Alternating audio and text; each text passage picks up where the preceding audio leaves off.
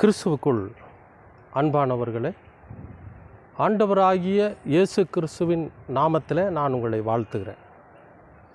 இன்றைய அனுதின உணவிலே கர்த்தர் நமக்கு கொடுக்கிற வார்த்தை மத்தேயு 6ஆம் அதிகாரம் 31, 32, 33 3 வசனங்களை கர்த்தர் கொடுக்குறார்.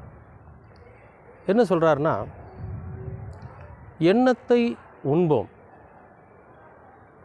எண்ணத்தை குடிப்போம், எண்ணத்தை உடுப்போம் என்று கவலைப்படாதிருங்கள். இவைகளையெல்லாம் அஞ்ஞானிகள் நாடி தேடுகிறார். இவைகளெல்லாம் உங்களுக்கு வேண்டியது என்று பரமபிதா அறிந்திருக்கிறார். முதலாவது தேவனுடைய ராஜ்யத்தையும் அவருடைய நீதியையும் தேடுங்கள், இவைகளெல்லாம் உங்களுக்கு கூட கொடுக்கப்படும். ஒரு நல்ல அருமையான நம்பிக்கை ஊட்டுகிற ஒரு வார்த்தை.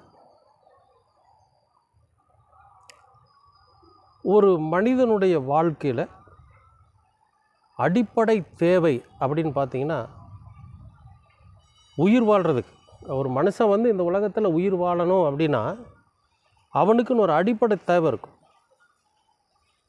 மனுஷனுக்குன்னு இல்லை, எல்லா உயிரினங்களுக்கும் என்னென்னா உணவு, தண்ணி, இந்த ரெண்டும் ரொம்ப முக்கியம். துணிமணி கூட கிழிஞ்ச துணியை போட்டுக்கலாம், பழைய துணியை போட்டுக்கலாம். ஆனால் உணவும் தண்ணியும் ரொம்ப முக்கியம். அந்த அடிப்படை தேவையை தான் இங்கே சொல்கிறார் ஆண்டவர். என்னன்னு, எதை சாப்பிட்றது, எதை குடிக்கிறது, எதை உடுத்துறது அப்படின்னு சொல்லி நீங்கள் கவலைப்படாதீங்க அப்படிங்கிற. சரி, அப்போ என்ன பண்ணுனா அது நமக்கு கிடைக்கும்? ஆண்டவர் சொல்கிறாரு, அதை அஞ்ஞானிகள் நாடி தேடுகிறார். இந்த உலகத்தில் அதை தேடி ஓடுறாங்க, ஆனால் அவைகளெல்லாம் உங்களை தேடி வரும் அப்படிங்கிற. நம்மை தேடி எப்போ வரும்? நாம் தேவனுடைய ராஜ்யத்தையும் அவருடைய நீதியையும் தேடுகிற போது உணவு, தண்ணி, உடை இதெல்லாம் நம்மளை தேடி வருமா? சரி, அவருடைய ராஜ்யத்தை எப்படி தேடுறது? அவருடைய ராஜ்யம்னா என்ன? அதாவது கர்த்தருடைய வசனம் என்ன சொல்லுதுன்னு பார்த்தீங்கன்னா, ஒழுக்கத்தை சொல்லுது, உழைப்பை சொல்லுது, அடக்கத்தை சொல்லுது, தாழ்மையை சொல்லுது, உண்மையை சொல்லுது, கடினமான உழைப்பை சொல்லுது. இதெல்லாம் தான் தேவனுடைய ராஜ்யம். கஷ்டப்படணும், யாரையும் ஏமாற்றக்கூடாது, யாருடைய பொருளையும் அபகரிக்கக்கூடாது, பொய் பேசக்கூடாது, யாருக்கும் நாம் இடையூறாக இருக்கக்கூடாது, மற்றவர்கள் சபிக்கிற அளவுக்கு நாம் நடந்துக்கக்கூடாது. இப்படியெல்லாம் வேதம் சொல்லுது. இதுதான் தேவனுடைய ராஜ்யம். அவருடைய நீதியும் அதுதான். அவர் ஒரு நீதிபரர்.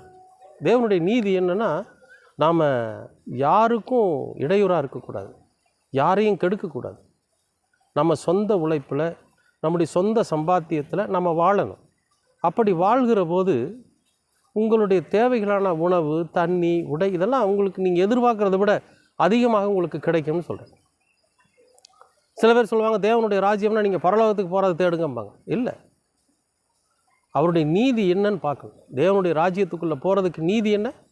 நாம் யாரையும் ஏமாற்றக்கூடாது, கடினமாக உழைக்கணும், அடுத்தவங்க உழைப்பில் சாப்பிடக்கூடாது, நம்முடைய சொந்த உழைப்பில் சாப்பிடணும். எவ்வளோ ஒரு அற்புதமான விஷயங்களை இந்த வசனம் சொல்லுது பார்த்தீங்களா? அப்போ அவருடைய நீதிங்கிற அந்த வசனங்களின்படி நாம் நடக்க துவங்குகிற போது இந்த உணவு, தண்ணி, உடை இதெல்லாம் நமக்கு கிடைக்கும். அதனால தான் இங்கே சொல்கிறார், எதை குடிப்போம், எதை சாப்பிடுவோம், எதை உடுப்போம் நீங்கள் கவலைப்படாதீங்க, அவருடைய நீதியை தேடுங்க, தன்னை போல் அதெல்லாம் உங்களை சேருங்கிறார். அன்பானவர்களே, கர்த்தருடைய வசனத்தின்படி, அவருடைய நீதியின்படி நாம் நடக்க துவங்குறப்போ நாம் எதை இந்த உலகத்தில் வேண்டுமென்று நினைக்கிறோமோ அவைகள் நமக்கு கூட கொடுக்கப்படும். நிச்சயமாகவே அப்படி ஒரு ஆசீர்வாதத்தை கர்த்தர் உங்களுக்கும் எனக்கு வச்சிருக்கிறார். நாம் அவருடைய நீதியை தேடுவோம், அவருடைய ராஜ்யத்தை தேடுவோம், இவைகளெல்லாம் அவர் நமக்கு கொடுப்பார், கண்டிப்பாக கொடுப்பார். ஏன்னா அவர் சொல்லி அந்த சொற்கள் மாறுவதற்கு அவர் மனுஷகுமாரன் அல்ல, நிச்சயமாகவே செய்வார். கர்த்தர் உங்களை ஆசீர்வதிப்பார். அன்பின் பரலோக பிதாவே, அருமையான நல்ல இந்த அனுதின உணவிற்காக நன்றி. இந்த நாளை நீர் ஆசீர்வதித்து கொடுத்திருக்கிறீர், அதற்காக உமக்கு ஸ்தோத்திரம் ஆண்டவர். நாங்கள் தேவனுடைய ராஜ்யத்தையும் அவருடைய நீதியையும் தேடி எங்களுடைய அடிப்படை தேவைகளை நாங்கள் முழுமையாய் பெற்றுக்கொள்ள நீங்கள் கிருபை பாராட்டுங்க. உங்கள் இரக்கமும் உங்கள் மனதுருக்கமும் உங்கள் மாட்சிமையும் உங்கள் அன்பும் எங்களை வழிநடத்தட்டும். இயேசு கிறிஸ்துவனுடைய வார்த்தைகள் எங்களை வழிநடத்தட்டும். எல்லாவற்றையும் உமது திருக்குமாரனாம் இயேசு கிறிஸ்துவின் வழியாய் கேட்கிறோம் நல்ல பிதாவே. ஆமென்.